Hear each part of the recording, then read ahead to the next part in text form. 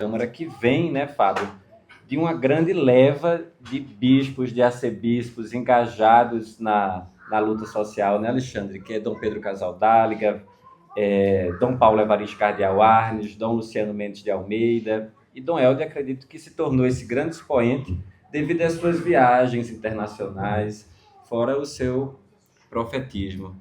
E é sobre esse profetismo também que Fábio, na tarde de hoje, vai nos brindar com esse momento sobre fé e democracia, os desafios atuais para os militantes cristãos, numa roda aqui comigo, Guilherme, do Setorial Interreligioso, e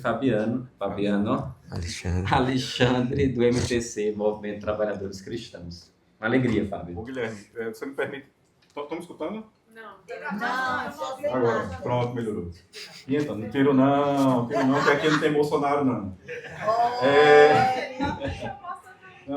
Me permite, Guilherme, dar um pequeno testemunho. A primeira vez que eu vi esse homem na Praça do Derby. Foi no ato ainda lá com um MST. E eu nunca tinha visto Padre Fábio na minha vida. De repente, aquela roda... Aí aparece... não sabia nem quem era. Aparece ele baixinho, no meio daquela roda. E, olha, botou fogo ali. E quem é esse? Primeira coisa, é Padre Fábio, isso aqui. De onde? A gente precisa entrar em contato com ele de todo jeito, meu Deus do céu. Eu nunca vou esquecer essa imagem do senhor lá. Nunca, jamais esquecerei.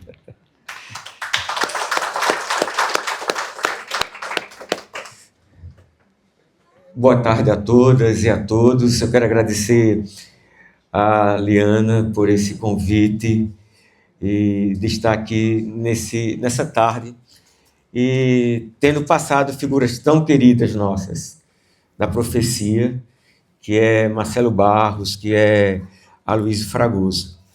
E para mim, então, é uma responsabilidade muito bonita, né, e grande, depois deles dois, que são para mim uma referência, principalmente Marcelo. Nós moramos na mesma rua, é uma alegria estar vendo o diácono, né, irmão no Sacramento da Ordem, Bonfim, Jaime Bonfim.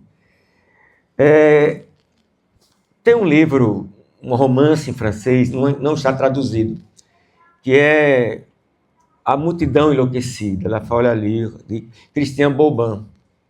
E ele começa o romance dizendo assim: o meu primeiro amor é um lobo, um verdadeiro lobo, aonde ele fez ali o seu ninho, a sua toca e sua casa. Depois que nós nos olhamos pela primeira vez, meu verdadeiro amor, meu primeiro amor é um lobo de pelos, etc. E ele foi o melhor de todos os meus amantes. É uma menina que o pai era palhaço, era então um circo, e ninguém encontra essa criança, e, por fim, o mágico vai achá-la na pança de um lobo da Polônia, que era colocado como o circo tem a fantasia, né? Como se fosse o mais perigoso, que trazia o terror. E ela vai, então, lembrar desse primeiro amor e vai falar, então, de um ninho, de uma toca, de um lugar. Eu acho que nós, cristãos e cristãs, nós somos, e também de outras expressões religiosas, evidentemente, na dimensão interreligiosa, nós temos na nossa toca, nós temos na nossa loca, nós temos... É interessante porque a palavra ética, no grego, vem de oikia, de casa. Todos nós aqui temos, então, uma loca, uma toca, uma morada, aonde nós fomos muito antigamente, mas muito antigamente mesmo, com 2 semitas que foram acordar a aurora, um com a cítara, outro com a harpa, e eles entoaram o Salmo 85, a verdade e o amor se encontrarão, a justiça e a paz se abraçarão. É interessante que no grego, no hebraico, é beijar. Nós temos então na nossa loca a justiça e a paz. Agora, essa paz que nós temos, ela não é somente por causa, no caso dos religiosos, pode ser cristão, judeu, muçulmano, budista, hindu, de matriz africana, fé bahá'í, ou então ser ateu ou agnóstico, mas quando se trata do religioso e da religiosa, essa matriz nasce de um encontro. Daquele que tem sede de nós. A samaritana, ela está na beira do poço e Jesus, que é a água, vai pedir para ela, dá-me de beber. E ela bebe dessa água. E também, isso está no capítulo 4 de João. E no capítulo 6, depois da multiplicação dos pães, Jesus vai dizer que ele é o pão da vida. E a samaritana que disse, dá-me dessa água, eles também vão dizer, ela também vai dizer, aliás, eles também vão dizer, dá-nos desse pão. E ele, celebrando uma ceia, que é a Páscoa, ele toma um pão, ele toma um cálice com vinho e diz, tomai e comei, tomai e bebei. Esse que tem sede de nós, que tem fome de nós, e é água e pão, ele se dá a nós como pão e bebida, mas é interessante, porque ao mesmo tempo, Alexandre, que nós somos saciados, nós nos tornamos saciados da fome e da sede, nós ganhamos uma fome e uma sede. Bem-aventurados os que têm fome e sede de justiça. O cristianismo não é uma expressão religiosa intimista, embora a gente esteja vivendo esse movimento no cristianismo. Ele é para fora também é para dentro, essa experiência, mas ele é para fora. Então é essa matriz ética, estética e mística de um encontro com Jesus que a gente tem essa fome e essa sede. A experiência da fé, ainda que às vezes na crise de fé. Aí lá no final da história, e Dom Helder, então em Mariama, vai dizer, esse dia vai ser lindo de viver. Nós escutamos, vinde benditos de meu Pai, porque tive fome, porque tive sede. Senhor, quando foi que te vimos? Ou então, quando foi que não te vimos? Então, eu queria começar com essa partilha o que é diferente, como lembrava o Papa Francisco, daquele que não crê. E com toda a reverência ao agnóstico e o ateu. Né? Ele vai ter uma outra motivação, o existencialismo, o materialismo histórico de Marx.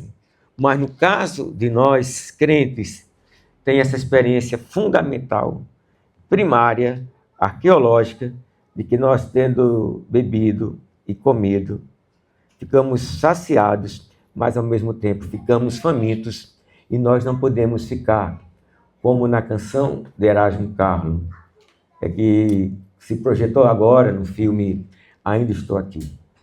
Eu não posso ficar aqui calado, no conforto, acomodado, como se nada tivesse acontecendo. É preciso dar um jeito, meu amigo. É preciso dar um jeito, meu amigo.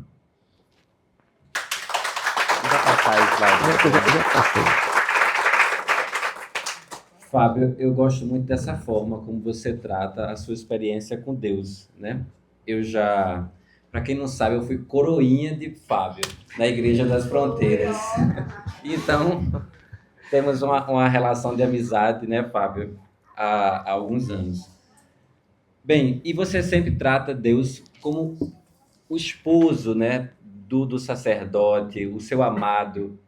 E Dom Helder também tinha essa mesma relação profunda com o sagrado. É importante a gente lembrar que Dom Helder, profeta, acordava às 3 horas, 2 horas da manhã, 2 horas da manhã, né? Para fazer retiros espirituais até o dia amanhecer. Todos os dias Dom Helder acordava às 2 horas para orar, meditar e escrever incansavelmente. Não é à toa que nós temos toneladas de escritos sobre Dom Helder enviados ao Vaticano.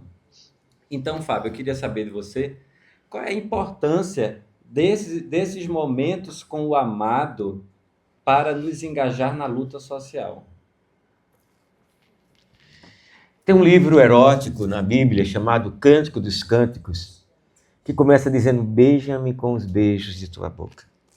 Depois ela, a amada, está dentro no quarto e o amado fica enxeridamente espreitando pela janela e ela então não encontra mais e sai procurando pela cidade, é noite, e vê os guardas que estão fazendo a ronda e diz: vocês viram o amado da minha alma? Se vocês encontrarem, diga que eu estou enferma de amor. Então ela se vira, encontra e ele diz: vem, formosa e bela, vem ao meu jardim. E eles vão para esse momento tão bonito, eles vão para o quarto, eles vão se amar. Então essa experiência fundante Dom Helder viveu. Tem lá um daqueles banners na Igreja das Fronteiras, Dom Helder dizendo que enquanto ele celebrava a missa, ele dançava. Se quiserem me chamar de louco, né? Mas eu dançava. Contudo, esse homem da mística, da espiritualidade, tendo a arqueologia aí nas vigílias, às 2 horas da manhã, onde ele ia orar, rezar. Eu digo que ele ia namorar com Deus e Deus namorar com ele. Depois, os escritos voltavam a dormir, Guilherme. Mais 1 hora, entre 4 e 5, 5 e pouco, ele acordava para celebrar a missa das 6 da manhã. Então, Dom Helder, para nós, um testemunho e um testamento, não é, de que não dá para ser discípula e discípulo de Jesus sem esse outro encontro que é no pobre e na pobre, no pobre, e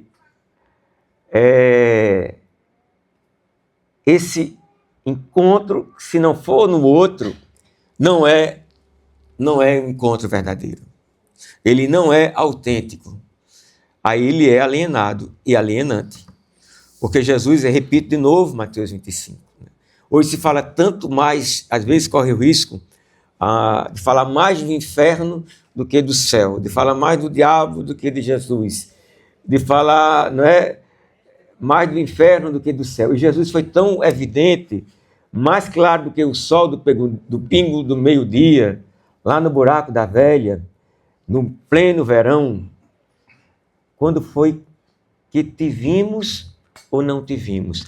Aquele que tomou o pão e o cálice, ele tomou a jarra e a bacia e a toalha nas mãos, e ele está não somente ali presente na Eucaristia, mas é interessante, aquele que vai dizer, isto é meu corpo, é o mesmo que vai dizer, isto, eu estou com fome, eu tenho sede. Então, ou o cristianismo, e o Papa Leão, o seu primeiro documento, a exortação chamada de Lecite, é justamente sobre a opção da igreja pelos pobres. Ele completa o que Francisco tem iniciado e reitera esse compromisso. Então, sem a opção pelos pobres, sem a fome de justiça, sem a fome e a sede de justiça, sem o compromisso para a libertação dos oprimidos, sem a experiência do êxodo, de Deus que escuta o clamor do seu povo, sem a experiência dos profetas, nós somos alienados e alienantes e corremos o risco de lá no final ele dizer, apartai-vos de mim, malditos, porque vocês não me viram nos mais pequeninos. E Dom Helder Câmara, com Pedro Calzadáliga, com Dom Fragoso, você é também da família de Dom Fragoso, né? Dom Fragoso foi o bispo que me batizou na Teologia da Libertação, em 1982, no encontro de franciscanos, leigos, freiras e frades, em Canidé, lá no Ceará. Dom Fragoso, Dom Adriano Hipólito, tantos bispos e religiosas e leigos, Maria Margarida Alves. Isso. Então, gente, Guilherme, terminando, não tem como descolar.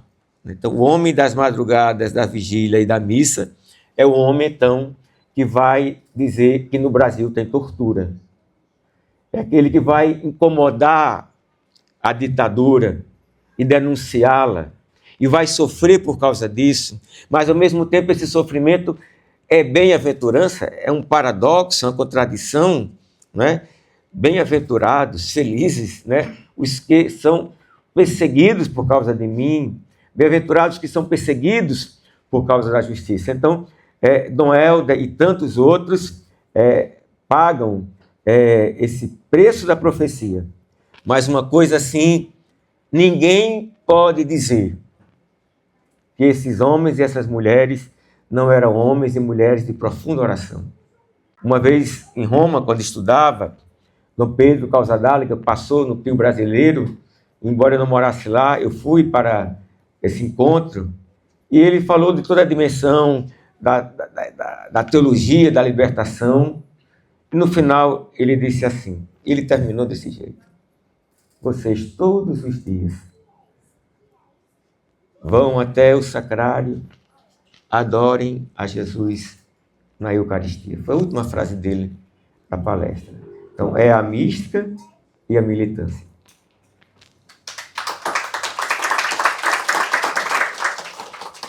Eu penso, Fábio, que é um processo de sedução mesmo, né? Como diz em Jeremias, seduziste-me, Senhor, e eu me deixei seduzir. São dois processos, né? O da sedução e o de se permitir se deixar seduzir. Me lembro também agora de Joyce, grande compositora brasileira, que escreveu Mistérios, que Milton interpreta tão bem, né, no Clube da Esquina. Diz assim: um fogo queimou dentro de mim e eu não tive jeito de segurar.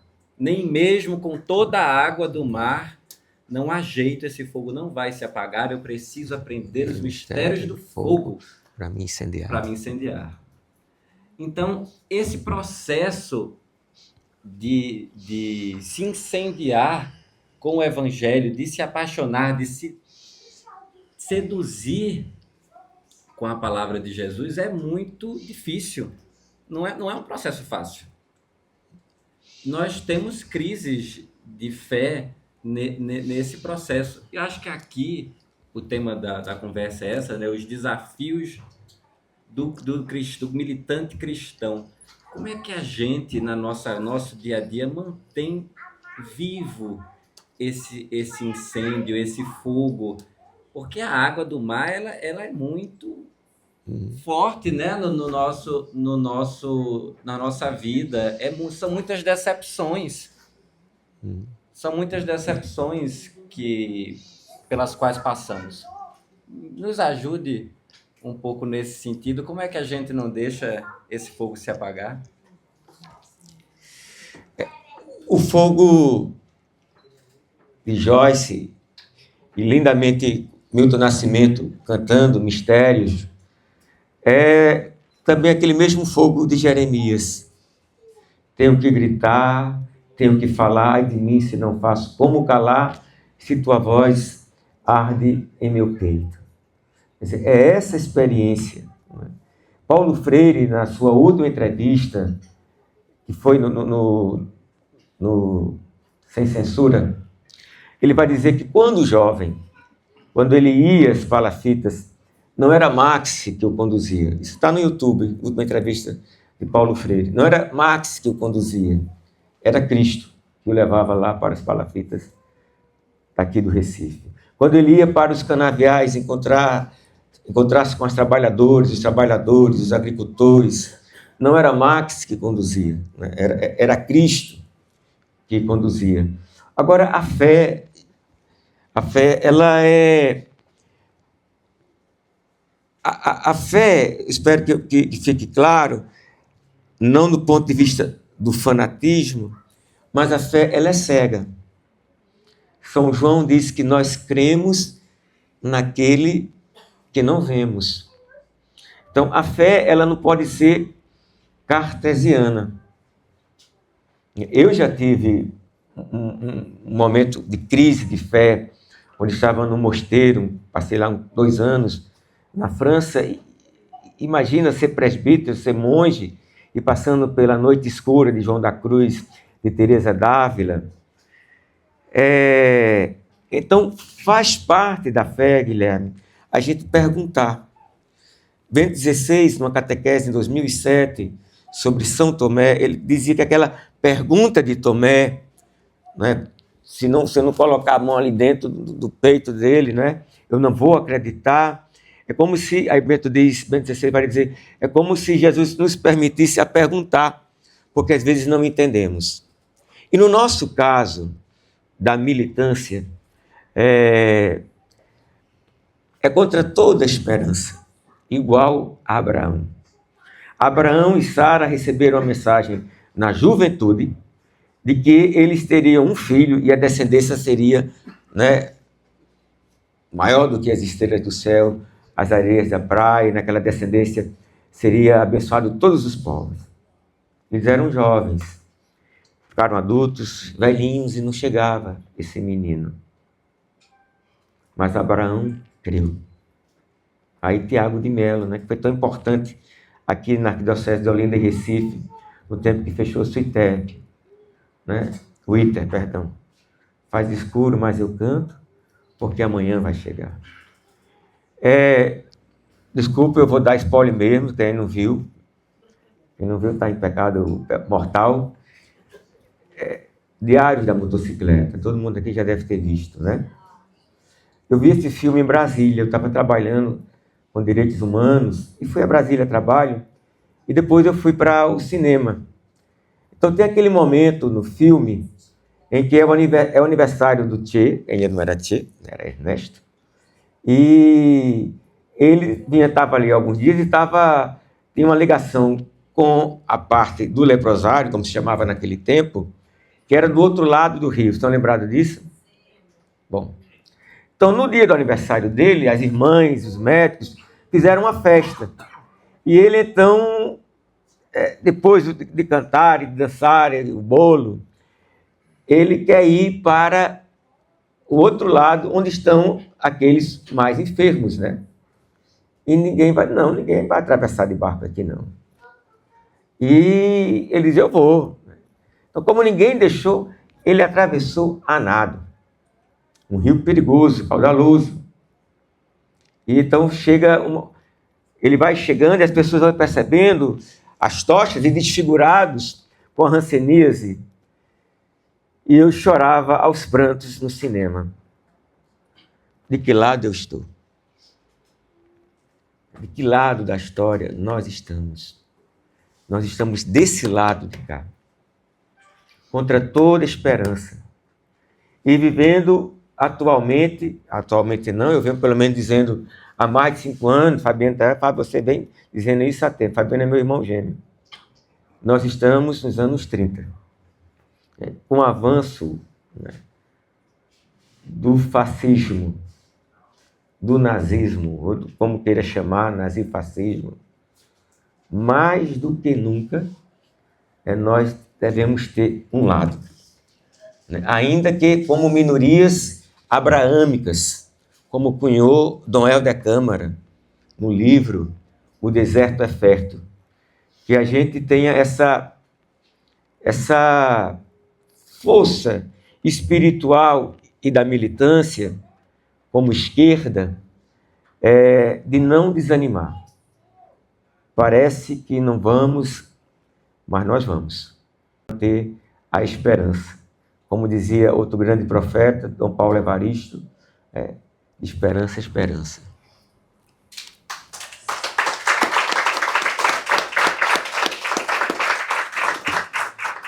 Eu estava tão bem aqui assistindo esses dois aí, caramba. Vamos lá. Padre Fábio, eu não sei se o senhor deve conhecer a experiência da Terra de Ninguém, a história da Terra de Ninguém, que foi aqui em Casa Amarela. Não. Né? Terra de Ninguém foi uma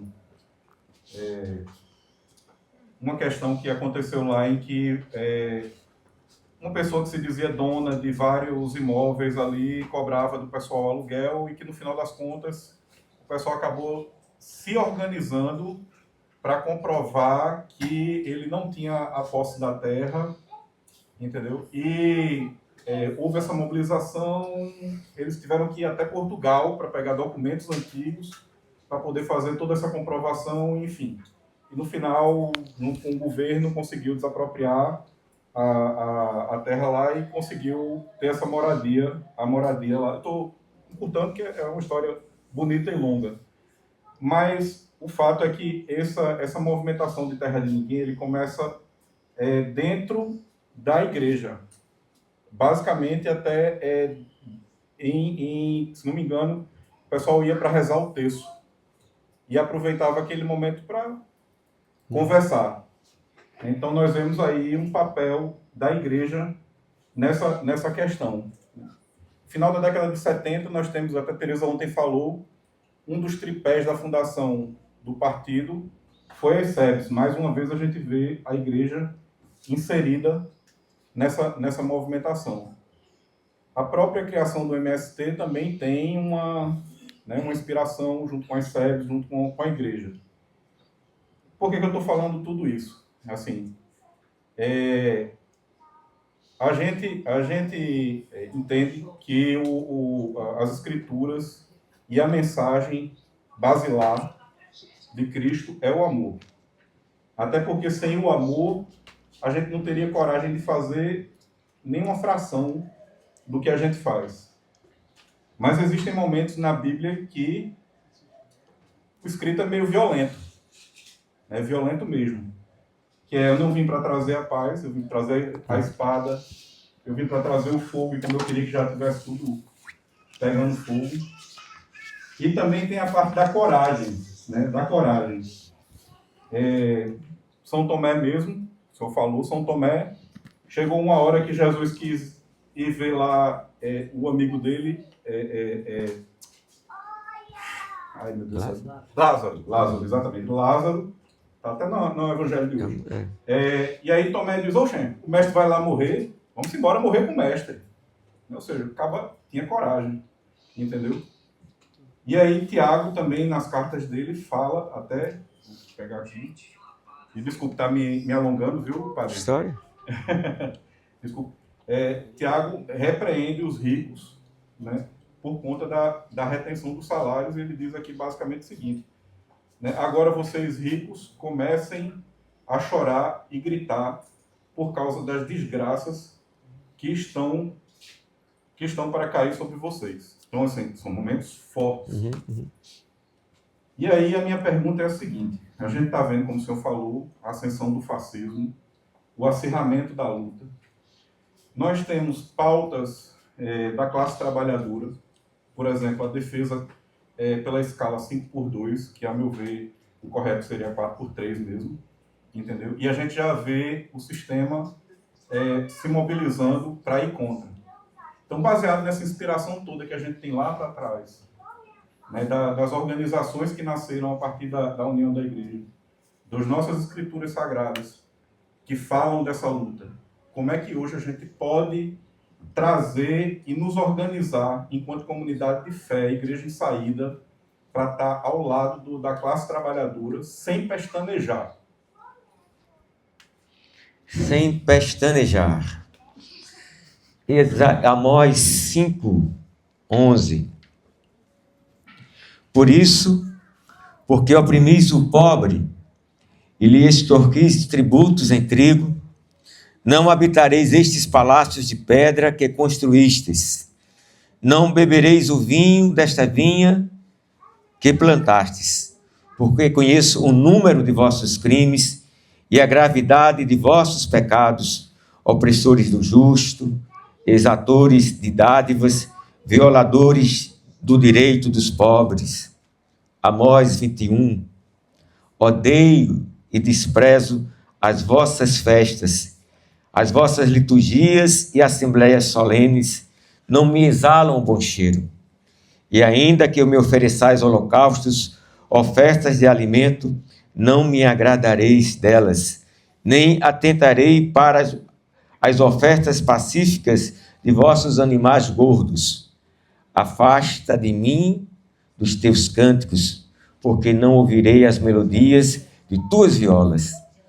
Corra, porém, a justiça como as águas, e o direito como um rio impetuoso. Isaías 10, 1. Ai dos que decretam leis injustas e dos escrivães que prescrevem opressão, para desviarem os pobres do seu direito e para arrebatarem o direito dos aflitos do meu povo, para despojarem as viúvas e roubarem os órfãos. Isaías 3,14. O Senhor entrará em juízo contra os anciãos do seu povo e contra os seus príncipes.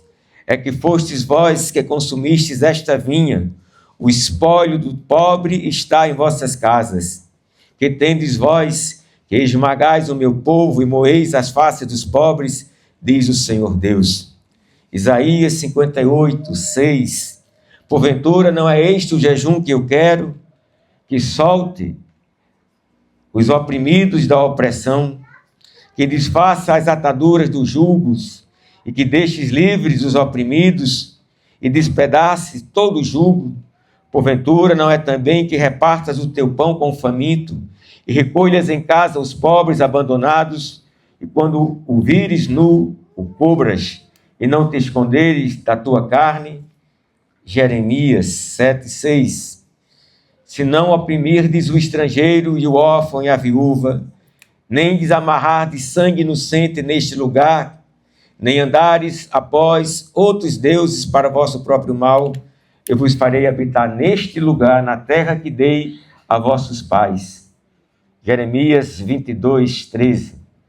Ai daqueles que constroem o seu palácio por meio corruptos, seus aposentos pela injustiça, fazendo seus compatriotas trabalharem por nada, sem pagar-lhes o devido salário. Ele diz: construirei para mim um grande palácio. Você acha que acumular cedro faz de você um rei? O seu pai não teve comida e bebida, mas você não vê nem pensa noutra coisa, além do lucro desonesto, derramar sangue inocente, opressão e extorsão. E por aí vai. Nós temos então um fundamento bíblico e também no Evangelho, na tradição dos padres da igreja, muito forte. Agora vivemos realmente esse momento muito complicado, onde cristãos, católicos e evangélicos estão mancomunados com essa versão nova do fascismo e do nazismo. Aí é interessante a gente ter argumentos de autoridade. O Papa Pio XI, ele escreve uma encíclica, é interessante, a encíclica não é em latim, como era toda a encíclica, ele vai escrever Non abbiamo bisogno, que em italiano quer dizer não temos necessidade, que era contra o fascismo. Ele também vai escrever outra encíclica no alemão, Mitte, Brenner der Sorgen, que é com intensa preocupação condenando o nazismo. Agora, o que há de mais perverso, além dessa ligação de religiosos com esse modelo bárbaro, da barbárie, do nazifascismo, é a aliança neo-ultraliberal. Porque, vamos dizer, lá atrás, com todas as... Por mais que a gente tenha que condenar o fascismo, por exemplo, trouxe garantias para o direito dos trabalhadores. Mas agora não. O fascismo, ele é aliado com o mercado para destruir os direitos. Aí a reforma da Previdência, querem mais outra, né? A reforma trabalhista, a precarização do trabalho. Então, um fascismo aliado com o mercado neoliberal. exclusivista e excludente, inclusivista e excludente, que faz os pobres cada vez mais pobres e os ricos cada vez mais ricos. Essa é uma expressão de João Paulo II na visita dele a Cuba, né? Ele vai dizer isso no sermão, na homilia dele. Surge, imagina isso no fim, isso nos anos, ali nos anos 90, né? Surge em nossos dias, né, a economia neoliberal, exclusivista, excludente, que deixa os pobres cada vez mais pobres e os ricos cada vez mais ricos. Então a gente tem que realmente ir como a igreja foi, mas como minorias abraâmicas. Dom Helder tinha essa consciência, gente. Nós somos minorias abraâmicas. No episcopado, no clero, no laicato. Mas, como se canta em Brasília Teimosa, né? Daqui não saio, daqui ninguém me tira.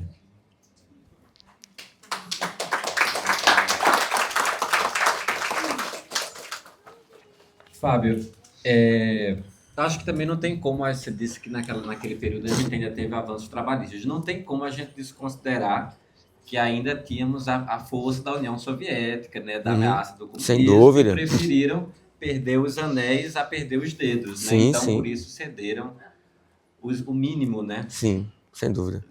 De direitos. Mas, no mesmo período, a igreja desenvolveu a doutrina social da igreja, né? Que é muito mal compreendida.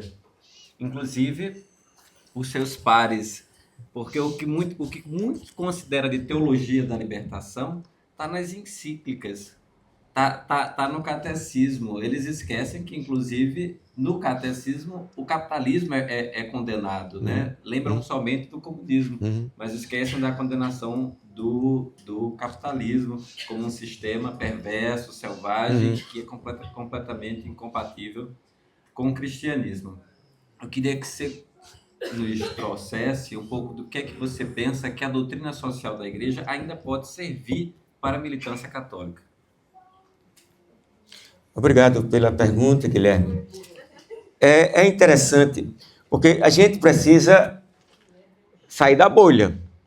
A gente tem que dialogar com essa nova galera que está aí, católica, voltando para a igreja, e que uma grande parte é de um perfil mais conservador e, politicamente falando, mais de direita. Mas nós temos o que chama-se, como falou o Guilherme, a doutrina social da igreja, que está fundada na palavra, na tradição. Os padres da igreja, por exemplo, São João Crisóstomo, era um grande pregador, por isso esse apelido Crisóstomo. Crisóstomo em grego é boca de ouro. Ele vai condenar muito e por isso é perseguido pelo império, embora já a igreja já estivesse, né, passado ali pelo Edito de Milão. Então é interessante entender que nós temos a palavra, que nós temos a tradição da igreja, que é entre o primeiro e o quinto século, e temos o magistério da igreja. Leão XIII começa com a encíclica Rerum Novarum, novas todas as coisas, no final do século XIX para o XX. Depois, Pio XI, essas encíclicas que eu falei, João XXIII, Paz em Terra, Paulo VI, Populorum Progresso, João Paulo II, III, Laboris Exercitus, sobre o direito dos trabalhadores, o direito de greve, o direito de salário mínimo, a previdência, etc., de sindicato. O outro foi Solicitudes Rex Socialis, sobre as questões sociais. Aí depois ele tem 100 anos, depois de 100 anos da Rerum Novarum, de Leão XIII, de Leão XIII, onde ele vai condenar explicitamente o capitalismo neoliberal e vai fazer quase copiar e colar para o catecismo da Igreja Católica. Então, assim, quando a gente conversa com essa geração que mais nova, ou então aqueles que estão voltando, o catecismo é um argumento de autoridade muito forte. Guilherme sabe disso, não é? Às vezes, para alguns, tem mais força do que a palavra e a tradição. E a igreja, ela tem se vocês quiserem até anotar para vocês aí, para não... Eu posso depois socializar com o grupo. O Catecismo da Igreja Católica, ele vai... É o número 20, posso ler? 24, 2425. 2425. Uma teoria que faça do lucro a regra exclusiva e o fim último da atividade econômica é moralmente inaceitável. O apetite desordenado do dinheiro não deixa de produzir os seus efeitos perversos e é uma das causas dos numerosos conflitos que perturbam a ordem social. Um sistema que sacrifique os direitos fundamentais das pessoas e dos grupos à organização coletiva da produção é contrário à dignidade humana. Está citando João Paulo II na Centésimos Anos. Toda a prática que reduz as pessoas a não serem mais que simples meios com vista ao lucro escraviza o homem, conduz à idolatria do dinheiro, como você dizia, Guilherme, e contribui para propagar o ateísmo. Mateus 6,24, não podeis servir a Deus e ao dinheiro. Às vezes vincula-se somente o materialismo histórico marxista ao ateísmo, mas a igreja diz aqui no catecismo que, igualmente, o capitalismo ele contribui para propagar o ateísmo na dimensão do materialismo, do consumismo, onde Deus é o mercado e não Deus mesmo. Aí continua. A igreja, por outro lado, a igreja recusou a prática do capitalismo, o individualismo e o primado absoluto da lei do mercado sobre o trabalho humano. Eu diria assim, a ecologia integral. Regular a economia só pela planificação centralizada perverte a base dos laços sociais. Regulá-la só pela lei do mercado é faltar à justiça social, porque há numerosas necessidades humanas que não podem ser satisfeitas pelo mercado. De novo, João Paulo II. É necessário preconizar uma regulação nacional do mercado e das iniciativas econômicas, segundo uma justa hierarquia dos valores e tendo em vista o bem comum. Então, isso é interessante que a gente conheça um pouco as nossas encíclicas, as nossas falas, e nós tivemos, e é com imensa saudade que nós falamos de Francisco, né? Francisco, para mim, a fala dele mais bonita, pode ser até mesmo maior do que as encíclicas Laudato Si, Fratelli Tutti, Laudato Deo, é aquele encontro com os movimentos sociais em Santa Cruz de la Sierra, na Bolívia, né? Onde o MST foi um dos organizadores, também já tinha tido em Roma, depois voltou a ter.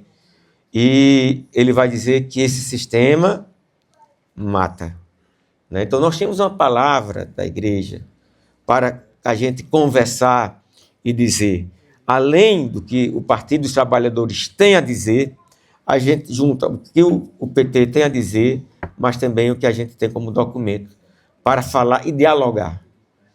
E esse ano vai ser um ano muito difícil, não vai ser diferente, eu acho que pode ser até pior do que a última eleição.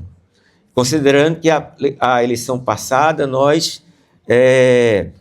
foi uma vitória da democracia, né? Agora tem que ser uma vitória da civilização humana. É vencer a barbárie do fascismo. E nós somos discípulos de Jesus, como eu costumo dizer. E discípulas e discípulos daquele que diz, eu vos dou um mandamento novo, amai-vos. Daquele que vai dizer, eu vos deixo a minha paz, eu vos dou a minha paz. O fascismo é do ódio e da guerra.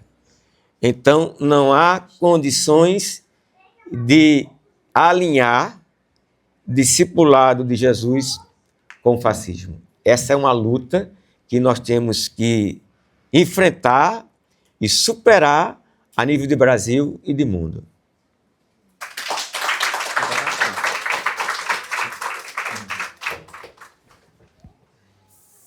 Mas, Fábio, o senhor foi absolutamente feliz ao falar da mão de Deus e na mão de Lula e segue adiante. Entendeu? Não tem muito que a gente pensar nessa questão. Então, por isso eu vou bater aqui numa questão que eu venho falando desde hoje de manhã, que é a gente trabalhar as pautas unificadoras da nação. Né? Mais uma vez, vou bater de novo, pauta, escala, 4x3 ou 5x2, enfim, contra 6x1. Claro. Entendeu? É a questão das terras raras, isso unifica. Entendeu? Agora, mais do que nunca, com a situação de guerra, a crise energética, então são pautas que unem o povo. Então eu acho que a gente tem que ir por aí. Agora, retornando aqui ao que o senhor falou,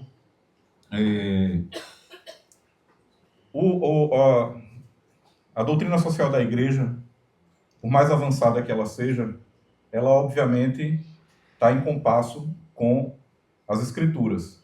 Ela não pode ser contraditória. Nós estamos aqui nos organizando dentro de um partido, o Partido dos Trabalhadores, que é o partido que hoje está no governo. E aí isso traz um desafio para nós enquanto militantes de fé e militantes partidários. Porque a gente tem que militar a política, obviamente, e a fé, mas a gente também tem que tomar o cuidado de não degenerar o outro. Existem pontos, né, que são próprios do Estado laico, e eu defendo tranquilamente que o Estado laico é a única forma de garantir a liberdade plena religiosa. Então, existem pontos do Estado laico, né, pautas do Estado laico, que são, de certa forma não, são até contrárias às nossas convicções, e a gente não pode interferir nisso. A gente pode até contribuir para a discussão. Ok, isso é uma coisa, contribuir para a discussão a gente pode. Mas a gente não pode interferir. E como é que a gente lida com esse desafio? E aí eu vou ser bem categórico, mas eu digo, exemplo, tá? Não é única, enfim. Por exemplo, a pauta do aborto. Né? Assim, eu acho que todo mundo aqui é contra o aborto, mas eu acho que pelo menos uma parte é a favor da legalização e do direito da mulher fazer a escolha. Então, mas a gente sabe que isso é anátema dentro da nossa religião. Então, não estou querendo discutir o aborto ou não aborto, estou querendo discutir como a gente deve encarar esse desafio de fortalecer o Estado laico sem fazer uma intromissão, porque senão a gente acaba caindo no mesmo erro das pessoas que a gente hoje combate, que querem, a fina força, interferir no Estado laico para passar as pautas morais deles.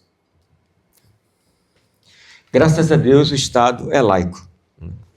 E é o Estado laico que nos dá a garantia de sermos agnósticos, ateus, e sermos de matriz africana, que no Brasil é a que mais sofre, né, a intolerância religiosa.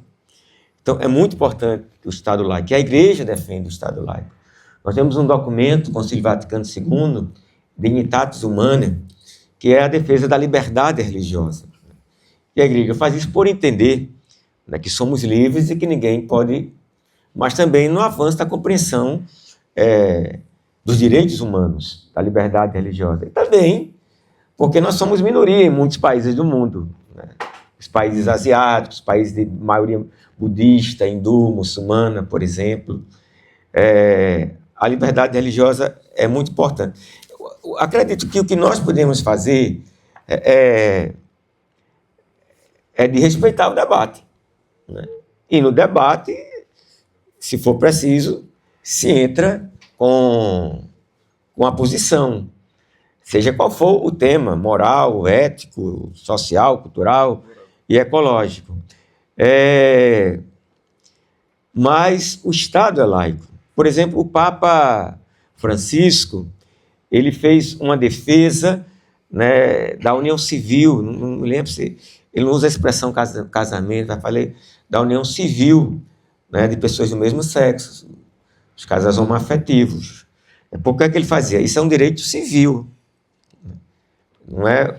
E no ponto de vista religioso, ele abre aquela possibilidade da bênção, né, para aquele casal que não é um sacramento, que fique muito claro sobre isso. Então a gente tem que saber como dialogar e como caminhar, mas sempre respeitando o Estado laico. Não é porque em alguns países do mundo, por exemplo, o aborto, não é por conta disso que os cristãos deixaram de ter a sua atuação sócio-transformadora no mundo. Você falou das encíclicas, né, do Papa Francisco. Aqui eu li, das que eu li, a que mais me impressionou foi a Fratelli Tutti. Na época ali, eu era estudante de Direito, estava estudando Direito do Trabalho, às vezes eu não sabia que o que eu li era Ricardo Antunes ou Papa Francisco, de tão contundente que eram as críticas do Papa Francisco ao sistema capitalista. Na Fratelli Tutti, ele inclusive condena o capitalismo ao seu fim. Sim. Nós precisamos dar fim a esse sistema, porque ele já demonstrou que é falho, não tem conciliação com o capitalismo, porque a sua lógica é a do mercado.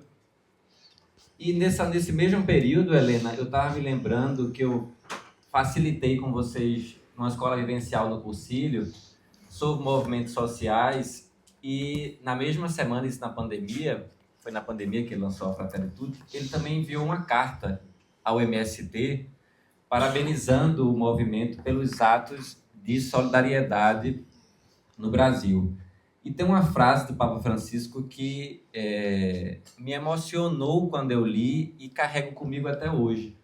Ele disse que o MST antecipa para o povo brasileiro o reino de Deus.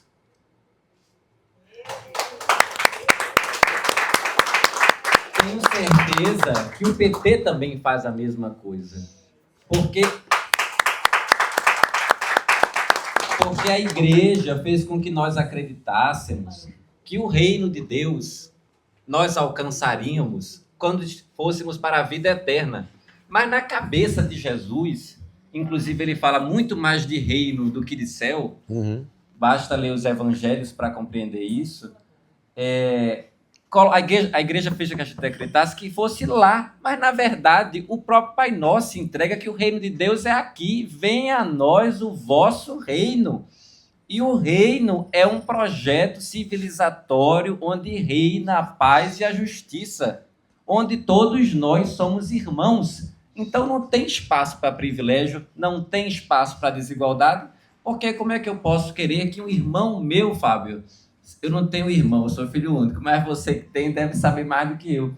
Como é que a gente pode compreender que um irmão nosso esteja passando fome e eu fique no conforto acomodado, como compôs Erasmo? Não, é incompreensível.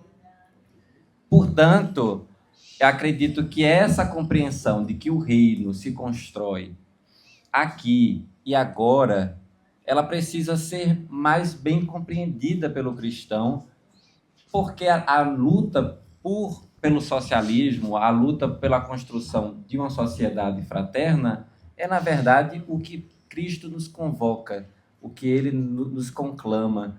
E isso acontece muito através dos movimentos sociais, né? Não é por acaso que ele dá essa definição ao MST. Inclusive, a Igreja Católica funcionou a partir das SEBs como movimento social, porque as SEBs se reuniam no campo e na cidade como movimento social, recebendo as demandas da comunidade a partir do método Ver, Julgar e Agir, e também como mola propulsora de outros movimentos sociais. Né? As SEBs funcionou como um ventre, como uma barriga para o movimento de mulheres, para a associação de moradores. Até hoje o Morro da Conceição tem uma associação de moradores que é resultado das comunidades eclesiais de base animada por Reginaldo Veloso. Então, queria saber de você, Fábio, como é que nós podemos estar mais próximos da construção desse reino, a partir de cada um nos seus passos, do partido político, no movimento social, na associação de moradores, a partir das nossas lutas. E a Edileuza está dando continuidade. Muito bem. Nós vivemos no mundo inteiro, e digo isso com dor, onde não somente na igreja, mas na sociedade, somos profundamente marcados, né, a pós-modernidade, como queira chamar, pela indiferença e o individualismo. Isso era Francisco que tem esse refrão, né? Então, seja na igreja, seja fora da igreja, a gente vive um momento assim, diferente do meu, do nosso, eu tenho 57 anos, onde a gente tinha sonhos, projetos, o coletivo, a dimensão social. Hoje, marcado pelo individualismo, estamos numa outra realidade, né? Então, nós temos que fazer como o Papa Francisco nos convocou, encantar a política. E encantar a política é a gente saber conversar. A gente saber conversar, né, para que essas pessoas sejam... Quem reúne hoje nas igrejas grandes multidões, né? Não somos nós. Somos minorias abraâmicas. Mas a gente tem, então, que ir à base da igreja e à base da sociedade. E aqui eu faço uma crítica, ou autocrítica. Os meus primeiros 6 anos aqui na Arquidiocese de Olinda e Recife foi em Prazeres, Novo Guararapes. E não tinha ninguém da esquerda lá. Eu ficava chamando, procurando. Para levar a PJMP, eu tive que fazer súplicas e rogar para que eles fossem para lá. A gente tem que voltar às bases. Porque quem estava lá na base era o vereador ou outro. O poste, o posto, a escola, o saneamento, né? Mas isso sem nenhum nível de conscientização política, né? de protagonismo, sem nada disso. Então a gente tem que voltar para as bases. Então a gente tem que cantar com Elza Soares, né? Eu só quero ser feliz, né? Andar tranquilamente na favela onde eu nasci e poder me orgulhar que o pobre, o seu lugar. A gente tem que fazer essa opção pelos pobres de novo. Nós temos que descer as bases. Claudinho Bochecha, isso mesmo, deputada. Bem, para encerrar aqui a nossa mesa e abrir para o debate, diante dessas crises todas, Fábio, eu me lembro da Missa dos Quilombos, foi um importante acontecimento aqui na Arquidiocese de Olinda e Recife, e no ofertório nós rezamos: Tu tens, Senhor, a última palavra, e nós apostamos em Ti. Que lindo. Nem me lembrava, Guilherme. É uma aposta, Fábio. Todos nós estamos aqui apostando. Arrepiei. E uma aposta que não envolve dinheiro, envolve as nossas vidas. E a vida daqueles pelos quais lutamos. Acho que podemos abrir agora para o debate.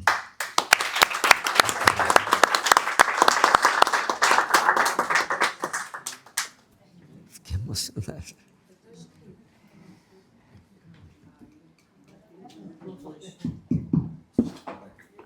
Eu não podia deixar de me inscrever. Primeiro, para me declarar a Padre Fábio. Ele já sabe tudo, né? Porque eu tenho uma admiração. Vamos às missas e escutamos coisas que realmente é difícil de escutar, mas por causa de Cristo a gente vai, não é? Eu queria fazer uma coisa para não esquecer. Guilherme sabe muito bem que eu sou esquecido. Guilherme me deu essa cruz aqui, que ele trouxe de Salvador, que foi uma igreja que foi reformada, e o padre teve a ideia de fazer das madeiras, e eu serrei a cruz, né, eu gosto mais de cruz grega, a cruz quadrada, que também é indígena. Então, essa para você. Obrigado, essa pulseira, aquilo que Socorrinho falava, não é? É fácil fazer a homilia nas fronteiras.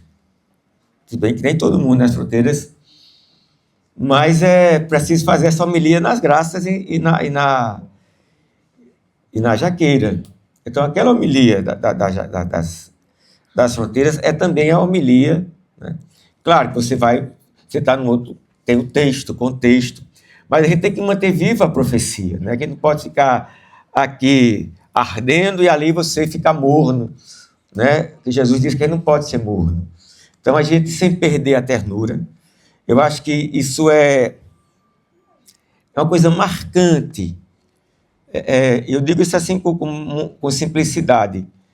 As pessoas falam muito da minha amorosidade. Então, a amorosidade conquista. É por causa do anel de Tucum. Você sabe que tem pessoas que não conseguem ver, não é? Então, uma pessoa, por 3 vezes na paróquia, me agrediu no meio da missa, não é? Comunista, TL, etc, etc. E eu simplesmente não mudei, né? Então, ela depois veio, né? E, diante de todo mundo, veio, me deu um beijo, um abraço, e disse: você me ganhou por causa do amor. Então, o amor ainda é a força, e continua a ser. E, aliás, em tempos de fascismo, amar, né, é a arma, né? É revolucionário, mas sem perder a luta, né? O Lula falou uma frase aí, né, que o Lulinha, paz e amor, ele agora vai para o enfrentamento, né?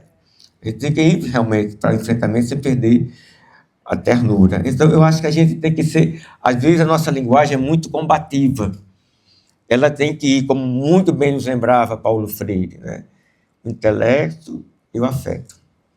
A gente tem uma palavra que conscientiza, mas que também sensibiliza. Eu acho obrigado por essa partilha, Socorrinho e Pedro, né? Eu não estava aqui no momento. Ela ainda falava da alegria de ver Guilherme. Mas nós somos muito poucos jovens. Nas fronteiras, muito pouco. Então, a gente tem, eu acho, como dever de novo, conversar com a juventude, como lá atrás conseguiram falar com a gente. Na década de 60, no meu caso, na minha década de 80, a gente ir para a internet com essa linguagem, né? Eu, pelo menos, aqui faço muito respeitosamente e com reverência o nosso querido presidente Lula. A maioria dos vídeos do Lula é em atos oficiais, num palanque, num evento, né? E aproveito esse espaço para fazer, como eu não sou do partido, digo isso com todo respeito, não é? Qual era o Lula lá atrás? Era o povo, né? É aquele menino, aquela foto impressionante. Ou seja, a gente tem que ir, de novo, todo artista tem que ir aonde o povo está, né? Então, eu faço isso com muito respeito para uma linguagem mais do afeto, né? Porque um discurso, uma postagem de um evento lá no palanque tem uma força. Mas aqui, o pessoal, quem vai para a minha missa sabe que eu não fico no ambão, né? É outra coisa. E depois da missa eu vou lá para a porta da igreja. É outra coisa. Então, é muito interessante a gente conquistar a juventude, como o Guilherme também, né, que já tem um histórico, toda a família, nessa... ir para a ponta. Não me lembro quem falou. E... eu não me sinto muito à vontade, né, de falar, mas, assim, a igreja tem que realmente ser mais acolhedora, né? acolhedora para a comunidade LGBT, acolhedora, e o Papa Francisco aponta para isso, acolhedora para os recasados, acolhedora. Porque no Evangelho a gente não vê Jesus senão acolhendo. Assim, aqui termina, né? Pode terminar. Então eu queria terminar com Dom Helder. Mas antes de terminar, Liana, eu queria fazer um convite. Vamos ocupar as fronteiras, sabe? Eu estou ali hoje e não estou amanhã. Nós padres, não é? A gente é transferido. Mas vocês não vão ter nenhuma provisão de transferência. Então, ocupem as fronteiras. As fronteiras é um lugar simbólico, é um lugar da resistência, é um lugar da espiritualidade, é um lugar da profecia. Não é? E a gente tem que engajar, não é?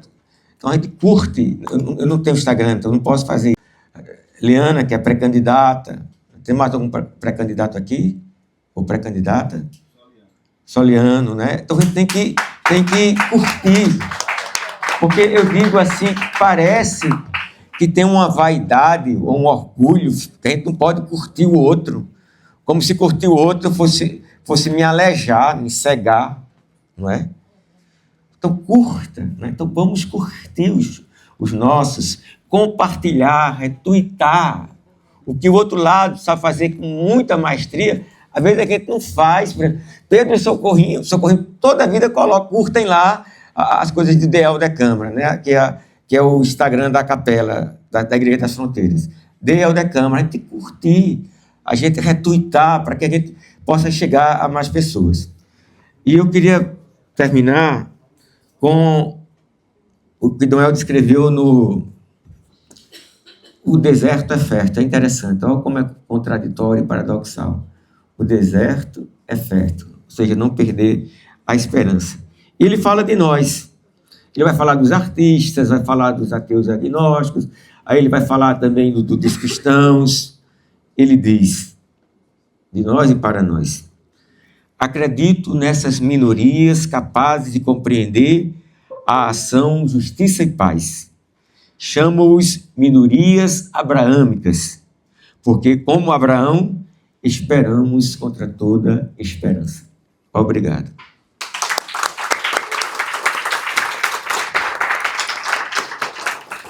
Obrigado, Fábio. Antes da encerrada a mesa, eu queria dar um testemunho. Nos 80 anos de Reginaldo Veloso, essa pessoa que tem que ser sempre lembrada, Fábio estava chegando e ele disse assim: Padre Fábio Potiguar, prestem atenção nesse nome, porque vocês ainda vão ouvir muito falar deste padre. Eu acho isso muito simbólico, Fábio, você está aqui hoje fazendo história conosco nessa luta da Arquidiocese de Olinda e Recife. E falando de Reginaldo, pensando nesta formação, me lembro da luta, Marta, do Morro da Conceição, que naquela resistência, Arthur, com a chave, e a chave da igreja, de quem é a chave dessa igreja, e a arquidiocese vai atrás e chama a polícia para trás da chave. Cadê a chave? Na casa de quem está a chave, Patrícia? De quem pertence a essa igreja?